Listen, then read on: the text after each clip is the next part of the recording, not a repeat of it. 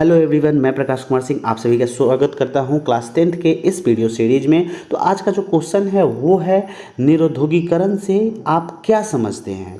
तो आइए इसके आंसर को देख लेते हैं। इसके साथ साथ हम लोग जानेंगे कि निरुद्योगीकरण और औद्योगिकरण के बीच क्या अंतर है। तो चलिए सबसे पहले यही देख लेते हैं कि औद्योगिकरण।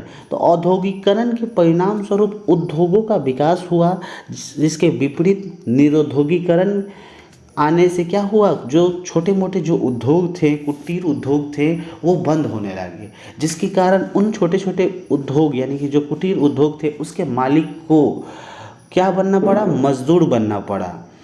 तो देखिए, आइए आंसर को देख लेते हैं कि क्या लिखा हुआ है। तो औद्योगिकरण के फलस्वरूप बड़े बड़े उद्योगों का विकास तो हुआ, लेकिन दूसरी ओर कुटीर उद्योग का समाप्त होना ही क्या कहलाया, निरुद्योगीकरण। यानी कि बड़े बड़े उद्योगों के स्थापित हो जाने से छोटे उद्योगों का कोई वैल्यू नहीं रहा, धीरे धीरे वो समाप्त होने लगा।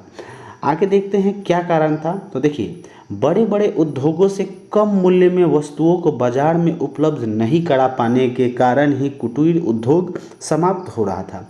यानी कि जो बड़े बड़े उद्योग थे उनसे जो वहाँ का माल होता था कुटीर उद्योग का, वो सस्ता नहीं हो पाता था।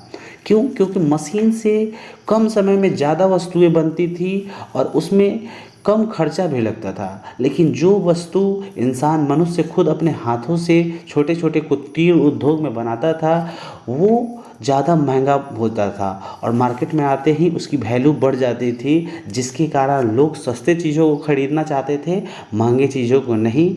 इसी कारण से जो बड़े बड़े उद्योग हैं वो विकसित होते चले गए और ये कुटीर उद्योग समाप्त होता चला गया।